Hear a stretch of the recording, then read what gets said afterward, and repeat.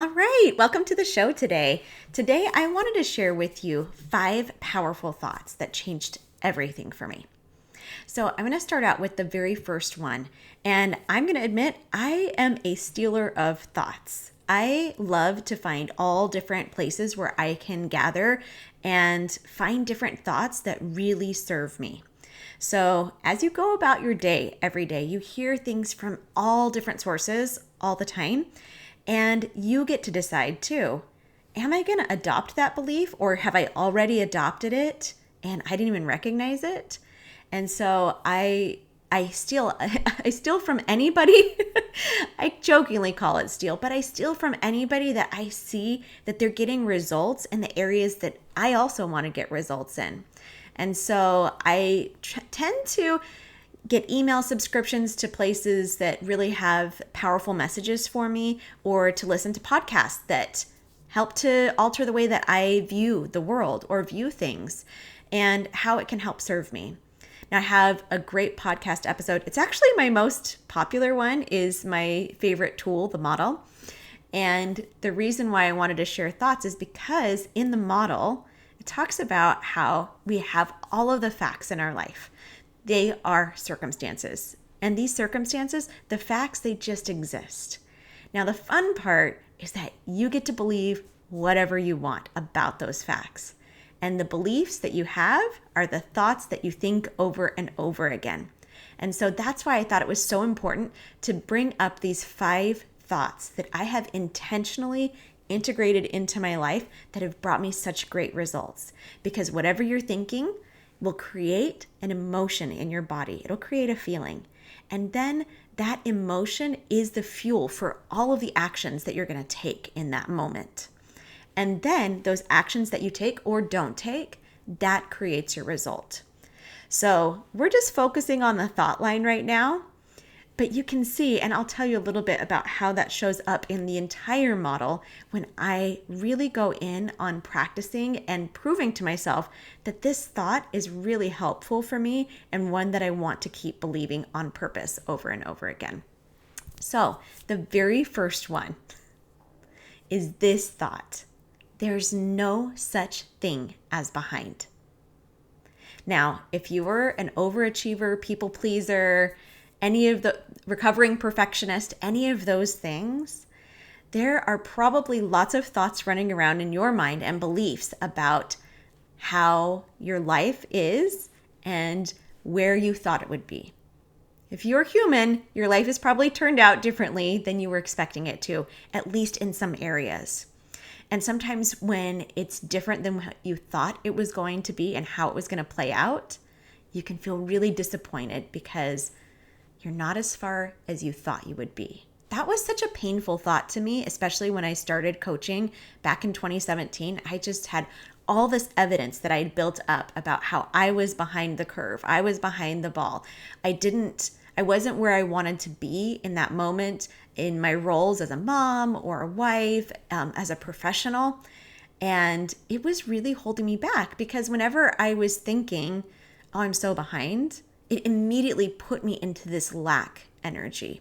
And, depending on the circumstance and what I was thinking about that circumstance that I'm behind, it created whatever emotion. So probably for me, it was like disappointment. So let me give you an example. I thought that I was going to go back to work as a speech therapist I want to say it was 2015. I had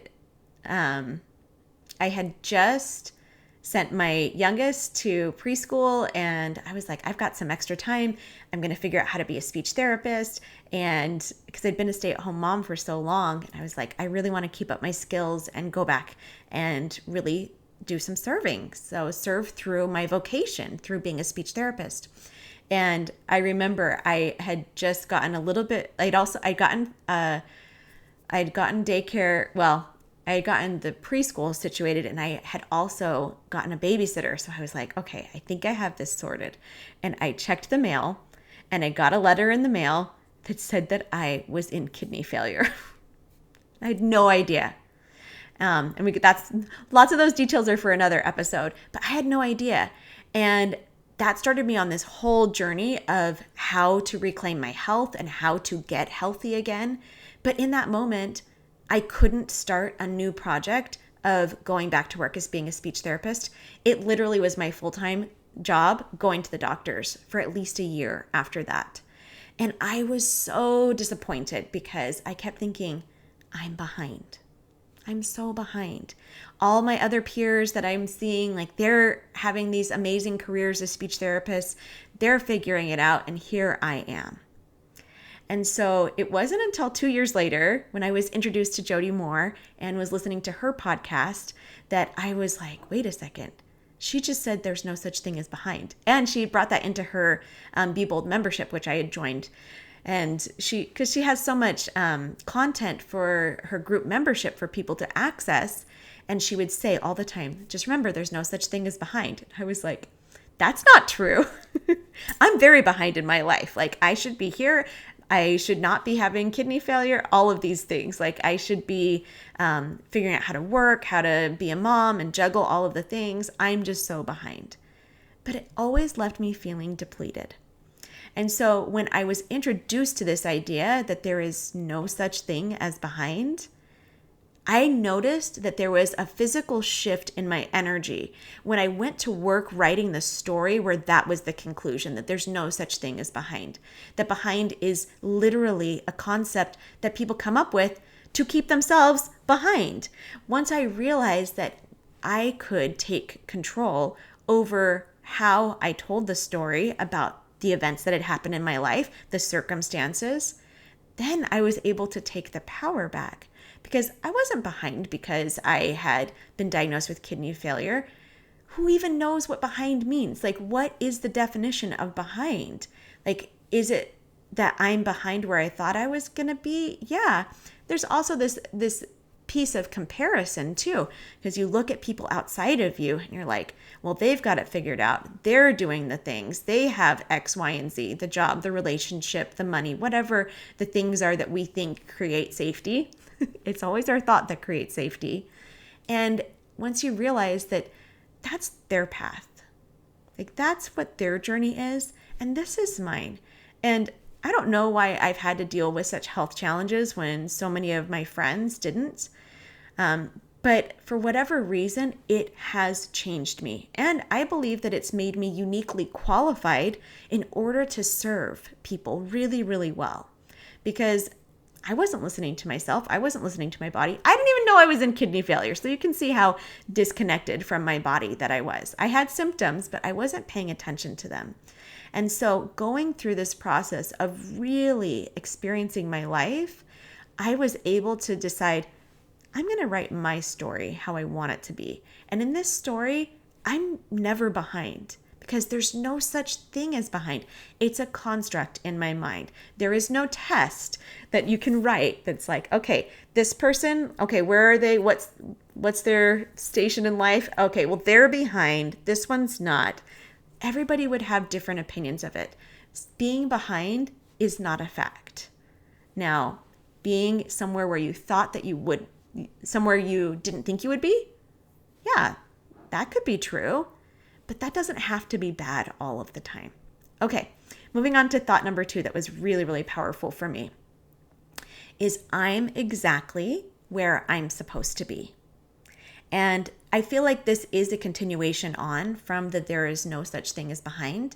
Because if there's no such thing as behind, if it's just a human construct that people have made up in their minds and a lot of people agree on it, then it leads to the conclusion too that it's possible I'm exactly where I need to be. And that really helped me, especially when I was in the throes of lots of little kids and being a military wife and my husband having a lot of uncertainty about where we're going to move and what his job is going to be like and what house we're going to live in, all of these different things. Whenever I got to this point where I was in total belief of I'm exactly where I'm supposed to be, I know that that emotion that creates for me is an emotion of stability, an emotion of confidence, an emotion of, we say relief, but it's only relief because we were thinking so much that I'm not where I'm supposed to be. And I love to quote one of my favorite quotes from, oh my gosh, now I'm going to forget her name. Byron Katie. There we go. My favorite quote from Byron Katie is, "If you fight with reality, you'll lose, but only every time."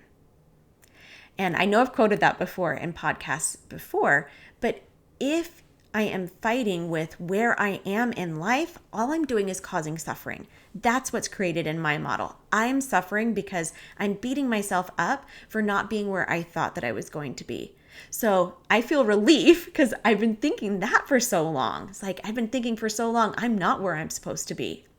When you really step into that embodiment of this is exactly where I'm supposed to be, I'm exactly where I'm supposed to be, it allows you to step into that emotion of certainty, especially when there's so much uncertainty that's happening. You're like, I don't know what I'm supposed to do. But if you step into that, I'm exactly where I'm supposed to be right here in this moment, it increases your awareness of the present moment, which brings forth a mindfulness to your life. And it allows you to know, where do I need to go next? If I'm here right now and sorry, it's my water bottle tracker telling me to drink my water. If I am in exactly where I'm supposed to be right now, then it allows me to take the next step and be exactly where I'm supposed to be in that moment. And then take the next step, learn what I'm supposed to learn there, and be exactly there. And then it ends that suffering of me feeling like I'm not where I'm supposed to be. I'm so behind. And it brings that peace, which is what you're really looking for.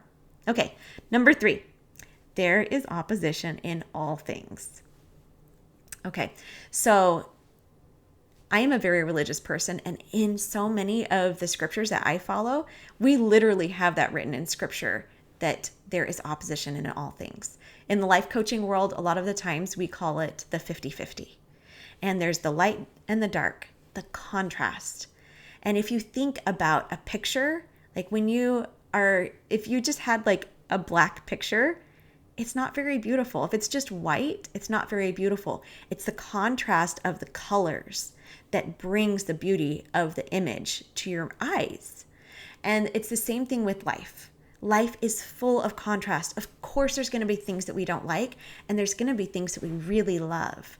And saying yes to all of that whole experience has brought me so much peace. In fact, I just ran a triathlon. I'm going to do a whole episode on that because it was incredible and was my first time to run pain-free in decades. And part of me being able to do that was that I wasn't arguing with reality, and I kept telling myself, I am willing to feel all of the emotions. I'm not going to resist against any of them. I'm just going to allow them to be there, to flow through me, and to leave me with whatever message it is that they want me to know. My emotions are my body trying to talk to me and trying to communicate to me. And when I recognize that, of course, there's bad things that are going to happen, they're not really bad. It's just that my brain wants to interpret it as something that's bad. Then I get so much peace because it doesn't mean I did anything wrong, which is really funny because my number 4 thought is, and nothing has gone wrong. Because I will tell you, like looking at that letter that day when I was looking at my labs and I was like, I don't even know what creatinine is. Like, what does that mean? I just know that it says that like I'm really low in that and they won't, and that the life insurance policy is not going to write my policy because I'm in kidney failure. Well, because of the labs. I didn't even know what it meant. It was really easy for me in that moment to be like, everything has gone wrong. I am not supposed to be sick. I'm supposed to be a healthy mom. All of that was really easy. And I needed to go through that because that's part of grieving. And that's part of saying yes to the opposition in all things, saying yes to the contrast in life. I had to be willing to go to those places where, yeah, this didn't feel fair and it didn't feel right. But then also go to the place of, I'm sad this happened. I'm mad this happened. I'm upset. All of those emotions, all of those things happening in my body because of what I was thinking, none of those emotions are wrong. None of the thinking is wrong. Nothing has gone wrong. Of course I would be feeling that way. And that's okay.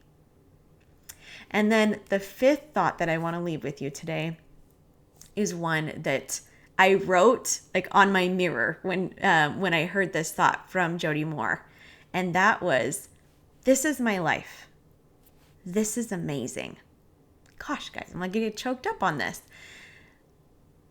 But in those moments, I was, when I first heard about all of that, my thoughts were creating my life, I was like, wait, what? My thoughts are that powerful? Well, then let's go to work and really prove a story that's worth telling.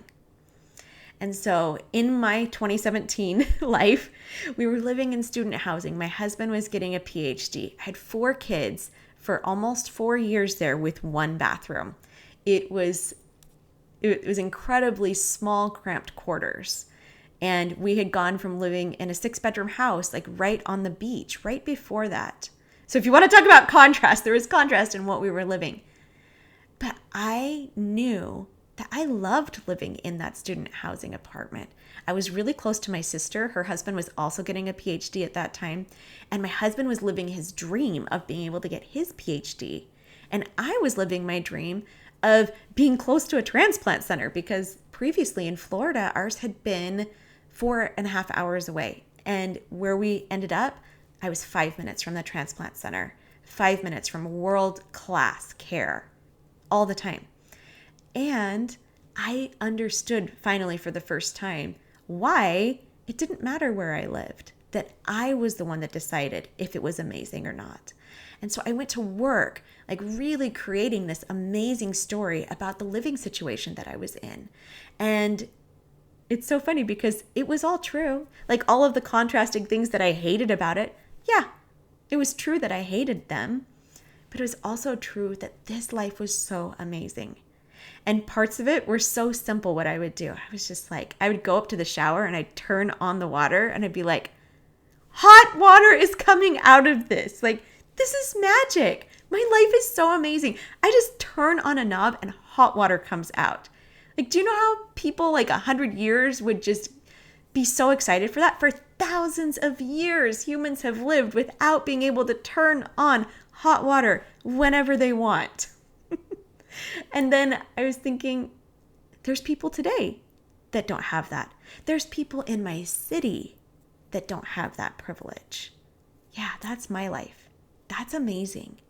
And so I went to work telling that story and looking at it from that angle, not resisting the things that were hard and that I had to go through, because I knew there was going to be opposition in all things. There was going to be things that my personality, I wasn't going to like. And I didn't have to resist that I didn't like those things. And it was funny. When I went in 2018, I went and got trained by Jody Moore at her Be Bold Masters training. And one of the things that just really struck me, that was one of the most powerful lessons that I learned, was that it was okay for me to be angry about what had happened. I was fresh out of my transplant and the recovery had been really challenging. And I was really upset about it. And I was so angry about it and not letting myself feel that anger. I was resisting so much that anger. I also wanted to feel really grateful for it, but the anger was taking up all of the space in my life. And it wasn't until I was able to actually process that emotion of anger, allow that anger to be safe in my body, that sadness came, that grief, that I didn't want to go through that hard time. And then allowing that sadness and that grief allowed the space to be cleared in my body for gratitude to come rushing in. So these 5 powerful thoughts changed my life. They changed everything for me. And they've allowed me to step into an amazing life that I literally can't wait to wake up to every morning. Sometimes I still feel nauseous in the morning. Many days I still do. And then I remind myself, I'm going to allow all sensations in my body. I'm going to allow for all of it. There's opposition in all things. So maybe I'm going to have some opposition in the morning for my body that's like, hey, I don't know if you can do this day. I don't know if this day is going to be too hard for you. So maybe we need to like send up some nausea so that you don't feel good. So then you have an excuse to not do it. And I'm like, oh, now I'm on to my brain. I'm just going to allow this sensation to just exist, not tell it has to go anywhere, and just be a safe place for every sensation that I have. And so even though I still have things, it's not like you can outthink your way of experiencing life. And I don't want to. I want that beautiful picture that has all of the colors in it. That's not just black, not just white. I want the whole experience. I was saved by an organ donor, somebody that chose to be an organ donor. And so I'm going to use that gift to experience this whole life. So I'll leave you with those 5 powerful thoughts again. The first one is there's no such thing as behind. The second is I'm exactly where I'm supposed to be. The third is there's opposition in all things. The fourth is and nothing has gone wrong. And the fifth is this is my life. This is amazing. And I challenge you today to think about how incredible your life is. Are you able to just turn on a faucet and hot water comes out? That's incredible. Think about these little things that make your life amazing. Do you have a paycheck that comes into your bank account on the regular? That's amazing. It's so magic. Do you have appliances in your house that do work for you, like dishwashers? I have lived without a dishwasher, but so you might not have one, but dishwashers and washing machines or laundromats. Like, we are so blessed with this amazing, abundant life. And what you see and what you focus on, you will create more of. I promise. All right, have a beautiful week, and I'll see you next week.